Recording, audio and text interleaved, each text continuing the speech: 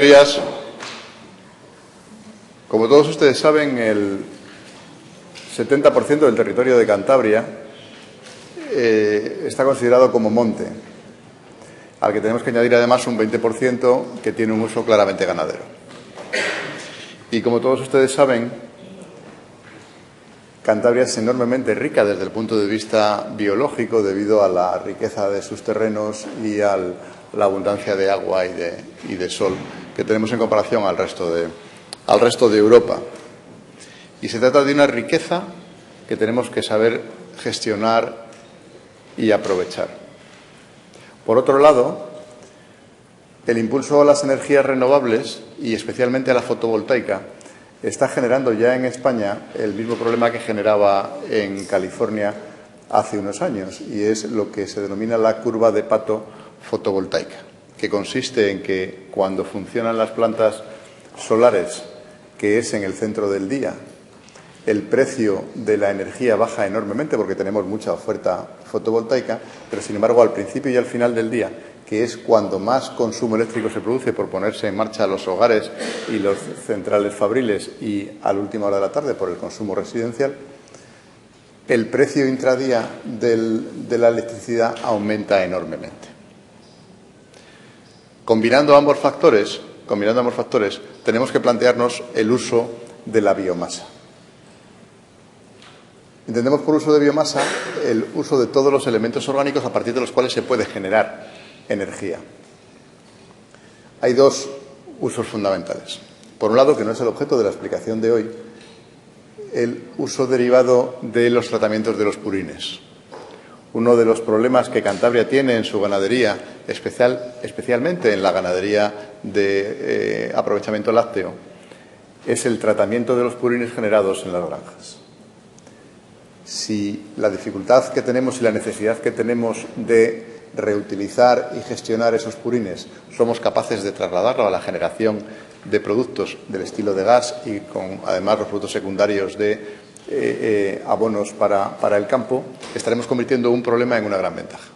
Y con la biomasa nos pasa algo parecido.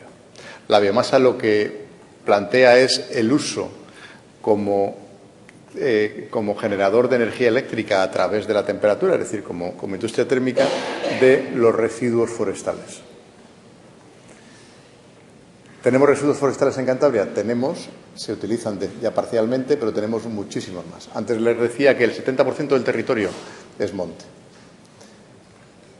Tenemos un problema enorme con el monte que los ganaderos denuncian continuamente, y es que no se limpia el monte y que se generan incendios. La limpieza mecánica del monte bajo, generaría un enorme volumen de biomasa que luego podría ser tratado.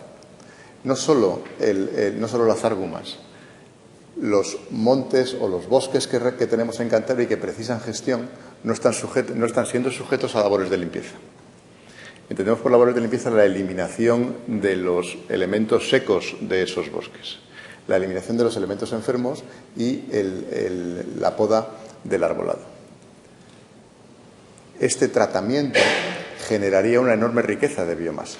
El otro día tuve el enorme placer de estar en las zonas altas de Cantabria, en el que veíamos un acebal maravilloso, y lo que me decían los ganaderos era: en época de mi abuelo este acebal se podaba todos los años y estaba enormemente sano. Desde que no se puede podar, el acebal se está pudriendo, degenera. No conseguimos alimento para los animales, que era el uso que se les daba inicialmente a las quimas verdes, y además el acebal va creciendo, va volviéndose más anciano, impedimos su regeneración y nos genera.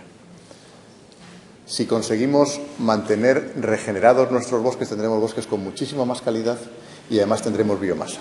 Y con la biomasa generaremos una energía eléctrica, como dicen ahora los progres, de kilómetro cero.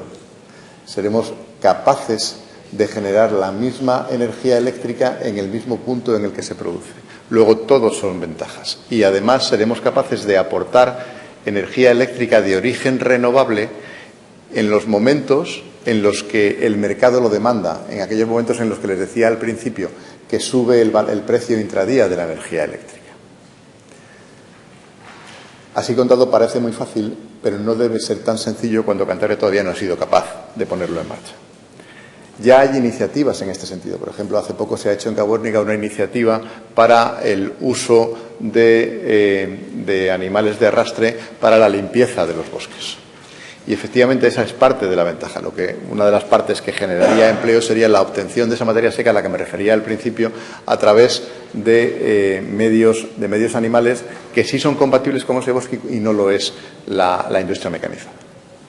Lo que tratamos con esta iniciativa es de poner de manifiesto la existencia de esa riqueza latente en nuestra región, la existencia de plantear soluciones a problemas que ya tenemos en el mundo ganadero y en la gestión de los bosques y de nuestros montes, y que la combinación de los problemas con las soluciones nos permite generar una energía eléctrica. Y lo que les pedimos como grupos parlamentarios que componen esta Cámara es que apoyen una iniciativa de incentivar la industria basada en la biomasa en nuestra región. Creemos que hay potencial, creemos que es perfectamente posible desarrollarla y creemos que efectivamente se debe desarrollar todo este proceso, desde la obtención en los pueblos hasta la existencia de la central que proceda a convertir esa biomasa en energía eléctrica. Las aportaciones realizadas por el Partido Regionalista entendemos que mejoran sustancialmente la propuesta y, por tanto, las vamos a aceptar al tiempo que pedimos al resto de los miembros de la Cámara que apoyen también la propuesta. Muchas gracias. PRC, y agradezco efectivamente la matización que realiza el PP, porque efectivamente se trata de convertir el problema en un negocio. Se trata de, frente a la necesidad que tenemos de gestionar nuestros montes, hacerlo de forma que se convierta en una fuente de riqueza. Y las iniciativas van en esta línea. Y agradezco muchísimo, casi tanto como al PRC y al PP, la aportación que realiza el PSOE en este debate, porque indudablemente lo enriquece enormemente y hace mi réplica probablemente mucho más atractiva de la que hubiera sido si me hubiera limitado a dar las gracias. Yo nunca me he tomado, en los meses en los que usted lleva como administrador, en broma a la Agenda 2030. Agenda 2030. Nunca se me ha ocurrido ridiculizarla, porque estoy convencido de que la Agenda 2030 es un problema gravísimo para los ciudadanos que se tienen que someter a su dictadura. Estoy convencido de que, como decía el Foro de Davos, la Agenda 2030 conseguirá que no tengamos nada y seamos felices. Creo que es una agenda de empobrecimiento de la mayoría de la población y creo que va a generar muchísimos más problemas de los que intenta solucionar. Bajo la apariencia de un buenismo, implica la imposición a la ciudadanía de una serie de ideas y de medidas que no han sido objeto de debate democrático y que son asumidas por una élite que no sabemos dónde está y que impone a toda la población la asunción de esas medidas. Entre otras, la degradación de la familia y de la unidad familiar como base del desarrollo de nuestra sociedad. Y, efectivamente, estamos en contra. Y mucho más en un momento en el que se está poniendo de manifiesto el incumplimiento dentro de las naciones de las reglas de juego.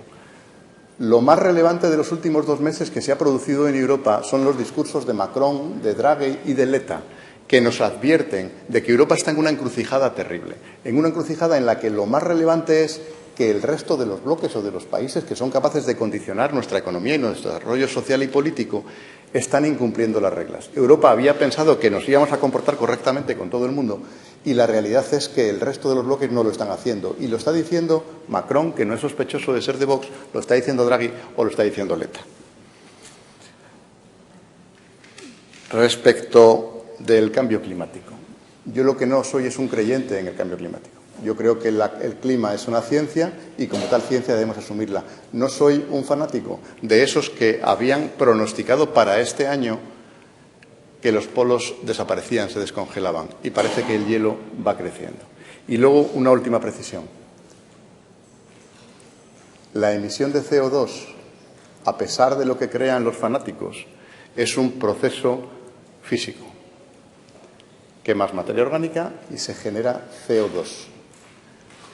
El CO2 se genera exactamente igual quemando el monte que quemando el residuo del monte. Si yo quemo las árgumas en su sitio, genero CO2. Si mecánicamente las arranco y las ciego y las llevo a una caldera y las quemo, el CO2 vaya terminando, señor es el mismo diputado. porque es un proceso químico. Lo sorprendente es que ustedes crean que no se emite CO2. Lo que ocurre es que legalmente hemos decidido que las emisiones de CO2 derivadas de la quema de biocombustibles no computa a efectos de huella, que es un concepto legal, pero la emisión es exactamente la misma. Y lo que yo pretendo con esta propuesta es convertir un problema en un beneficio. Y efectivamente, creo que establecida la legislación como está, tenemos que aprovecharnos de ella para obtener ventajas para nuestra región. Muchas gracias, señorías.